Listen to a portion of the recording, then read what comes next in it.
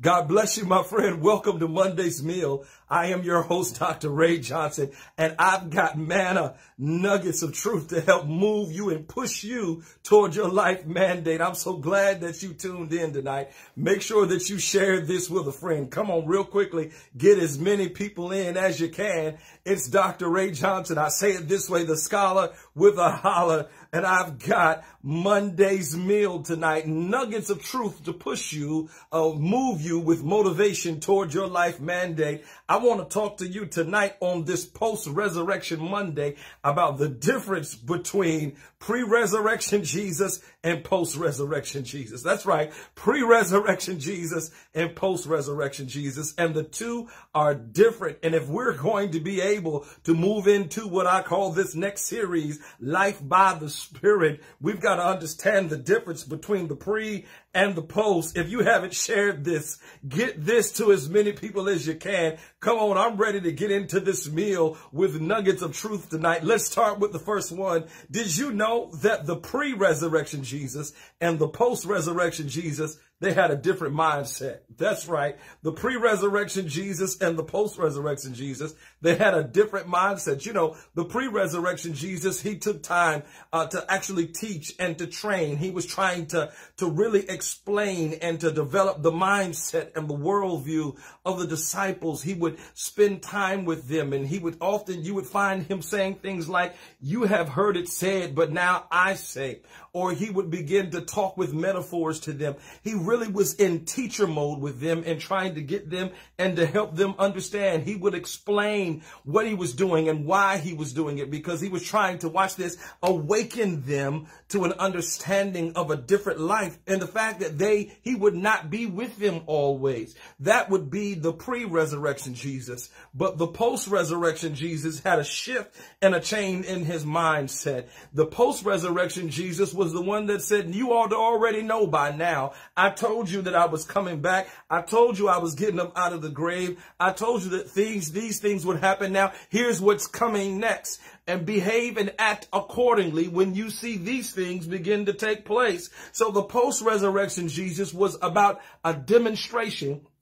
The pre-resurrection Jesus was about an explanation. Can I do it one more time again? The pre-resurrection Jesus wanted to take time to explain. The post-resurrection Jesus was one of demonstration. Let me just show you. And I want to say to you, as you begin to take the next steps of your life by the Spirit, you need to have a shift and a change in your mindset. Can I say to you, as you get ready to start to take steps into the next phase of what God's planning for you in your life, stop trying to explain everything to everybody. Just do and just be. Come on. Here's the writer of Luke in Acts chapter 1, O Theophilus. Let me begin to explain to you, or expound on to you, to everything that Jesus began to do and teach.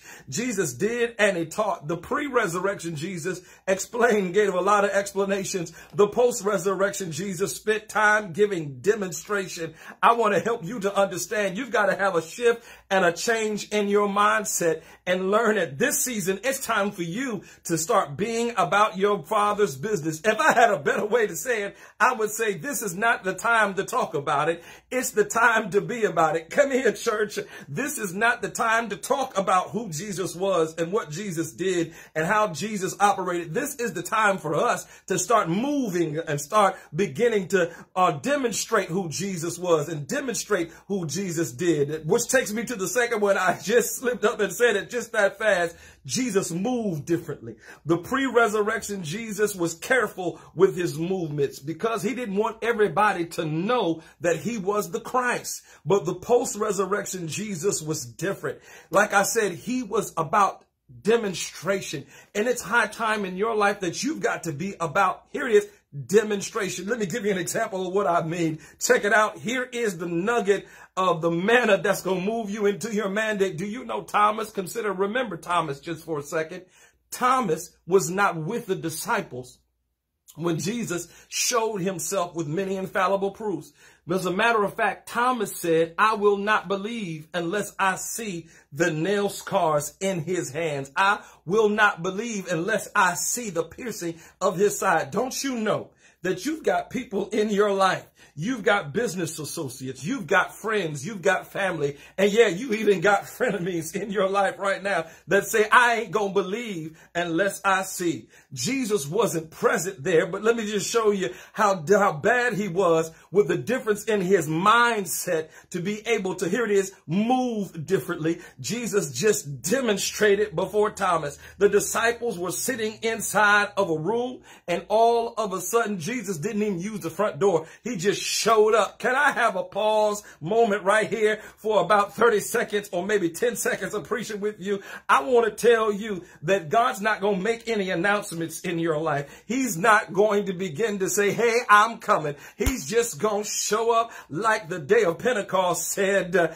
and suddenly Jesus is getting ready to show up in your life like he did for Thomas with an example to say, here I am, Thomas. Here are the nails print scars in my wrist, and here is the hole in my side. Jesus is just going to show up with the power of the cross in your life. I hope you are catching this. Getting ready to land the plane is already over. If you haven't shared this yet, you need to share it with somebody right now. This is Monday's meal with an understanding of the difference between pre-resurrection Jesus and post-resurrection Jesus. Number one, he had a change in his mindset. Number two, he began to move differently in the post-resurrection. He didn't make no announcements. He just showed up. Can I tell you, don't make an announcement about the new venture. Just show up with it. Don't make an announcement about the new purchase. Just show up with it. Don't make an announcement about how you're going to move into the next leveling up. Just show up with it and let folks see it. And God's going to begin to just show up in your life and just let folks see it. I hope somebody is getting this on tonight. Here is the last one. Pre-resurrection Jesus. Pre-resurrection Jesus was at a place just like you and I, where he sometimes allowed folk to impact his mood swings. But post-resurrection Jesus got to a place where he was not moved by folks' mood. There it is right there. I got to help you tonight. My God, make sure you share this with somebody. This is good right here. Listen, pre-resurrection Jesus, he got so upset with the money changers in the temple that Jesus, for a moment, with righteous indignation, and sometimes it's okay to be angry and it's okay to show your emotions, but if you get to the place where you allow people to impact your mood to where your mood now shifts to a moment where your behavior patterns change consistently over time, you're giving folks too much power in your life. Jesus turned over the tables. That was a good thing. Put the money changers out because his house was to be a house of prayer. Do you think for one moment did he allow Thomas's fact that he didn't believe that he had risen from the grave affect his mood? No, Jesus kept being who he was. As a matter of fact, John 21, look at verses 4 and verse 9. John 21, like we said on yesterday, y'all, Jesus kept showing himself with many infallible proofs. He showed up on the beach one time when they were coming through trying to catch more fish, and he cooked a meal for them. Jesus kept the same mood. He showed up again in the same manner and walked among them as a natural man. This time he sat down and he ate with him. Jesus didn't allow the impact of things around him to change his mood because he had already done his job. My God, have mercy in here. Have you done yours yet?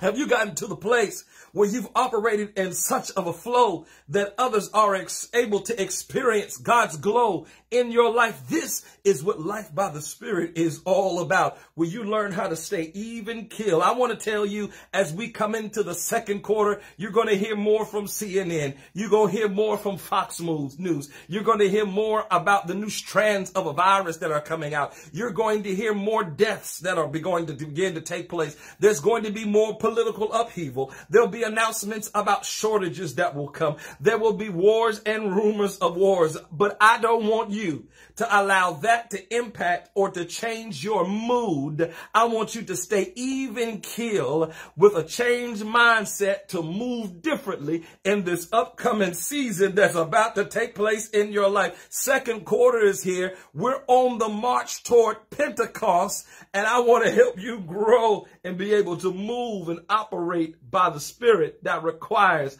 some changes in the shift in the pre-resurrection Jesus and the post-resurrection Jesus. I hope these have been nuggets of truth that will help you push and move you into your destiny. Share this with somebody. Thank you so much for tuning in. And don't forget, catch a lady tomorrow morning with Take It to the Lord Tuesday. God bless you, my friend. Take care. Bye-bye.